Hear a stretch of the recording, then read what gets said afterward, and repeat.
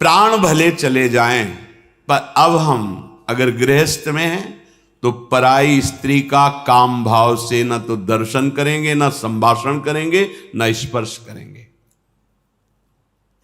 अगर आपको सुमति बढ़ानी है, संपत्ति बढ़ानी है, सुख में निमग्न होना है, दुख से बचना है, तो प्रार्थना मान लीजिए ये खिलवाड़ नहीं है, पर स्त्री गमन सीधे दुर्गति है।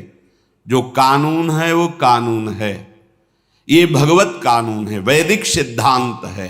और हमारा मन जब तक सिद्धांत से नहीं चलेगा तब तक भले कोई बाहर दंड दे ना दे, हमारा हृदय हमको दंड देगा, जलाएगा। ऐसी परिस्थिति पैदा होगी कि आप जलते रहोगे बिना किसी कारण के। प्रार्थना है ये मन के बहकावे में और ऐसे लोगों का संग जो कि अरे मनोरंजन है, मनोरंजन नहीं, तुम्हारा सर्वनाश है। क्या कमी थी रावण में? महान देववंदित पुलस्त जी का अंश है, पुलस्त जी के अंश से प्रकट हुआ। विश्रवा जी, पुलस्त जी ही ने अपना दूसरा रूप धारण किया। वैसे भी पुत्र को आत्मा ही कहते हैं। ऐसे पावन वंश में परम पवित्र ब्रह्म ऋषि है पुलस्त जी, और तपस्या में अद्वितीय है रावण। साक्षात ब्रह्मा जी प्रकट होकर जो तुम्हारी इच्छा हो वरदान मांगो। उत्तम कुल में प्रकट हुआ, ब्राह्मणत्व जहां छाया हुआ है, ऐसे ऐसे पिता से, जहां तपस्या का धनी है और बुद्धिमान समस्त वेदों का पारंगत है। साधारण नहीं है, असाधारण है।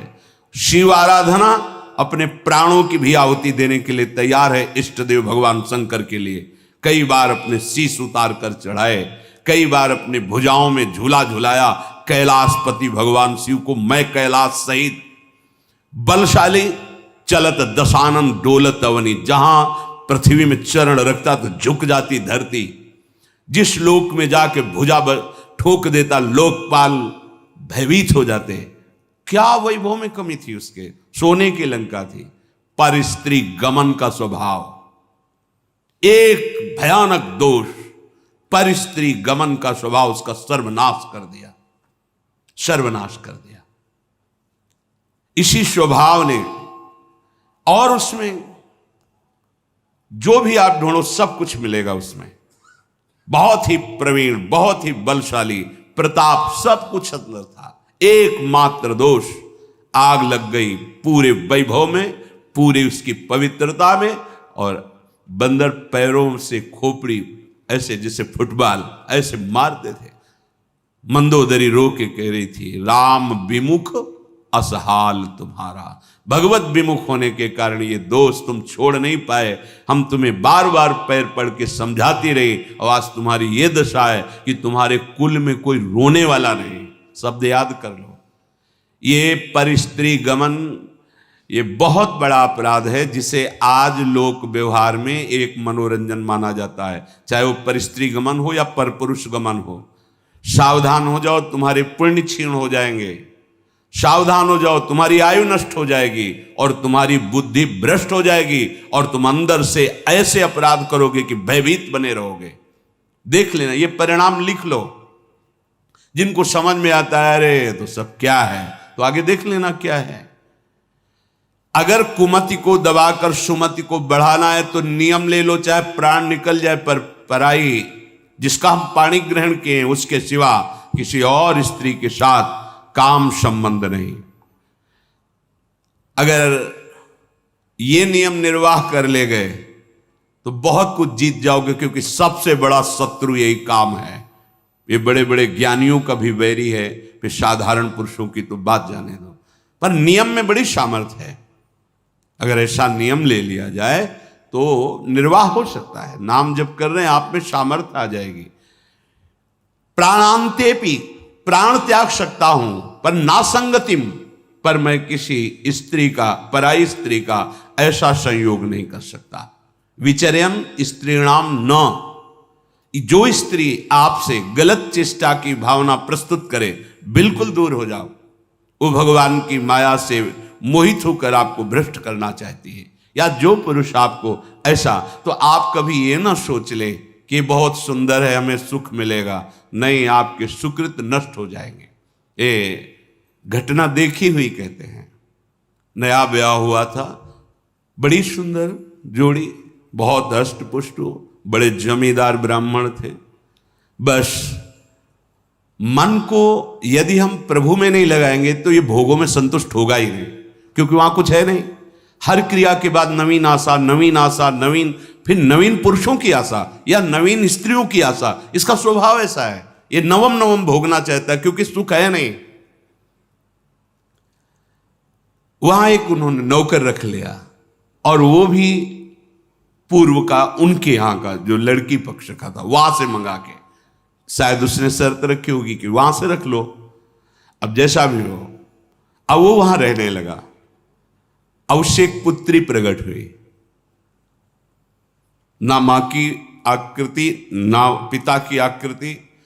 तो पिता को लगा कि, तो उसने पूछा कि आप नाराज मत हो ना, पर मुझे लगता है कि क्या आपका आचरण गलत है क्या? नहीं, ऐसा कुछ नहीं। पर वो प्रवीणता अपनी बुद्धि से समझ गई कि हमें लगता है ये हमें इस बात में दंड देंगे। जान, चाय में जहर मिला करके उसको दे दिया पति को। अब वो पधार गया तो उनके जो पिता थे, वो पक्का प्रमाण हो गया कि इसी ने दिया है। उसने अपनी सारी संपत्ति आवेश में, क्रोधावेश में, एक क्षत्रिय बलवान जो परिवार था उसके नाम कर दी।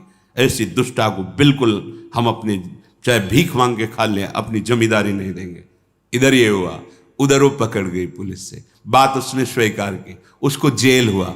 बच्चे भीख मांगने लायक, जो छोटे छोटे, पूरा परिवार नष्ट, पति जहर से नष्ट हुआ, वो जेल में, बच्चे ऐसे, पूरी जमींदारी दूसरे के, सर्वनाश। कभी कहीं किसी का मंगल नहीं हो सकता। अगर आपको अभी मौज मस्ती लग रही हो ना, ये तो सुनने को आ रहा है, हमारा तो कुछ नहीं, पुण्य चल रहा है, पुण्य छीण होने दो, जल्दी पुण्य छीण होने दो, फिर तुम देखना जब तुम्हारा हिसाब आएगा तब तुम्हें समझ में आएगा कि शास्त्र में जो लिखा है वो सत्य लिखा है। सब अनुभव करके देख लो। शास्त्र विरुद्ध आचरण तुम्हें भयभीत रखेगा। जिसके सामने नहीं झुकना चाहिए उसके सामने झुकना पड़ेगा तुम्हें, क्या क्या देखना पड़ेगा। इसलिए विश्वास कर लीजिए, भले प्राण चले जाएं, प्राणांतेपि न संगतिम विचरयन।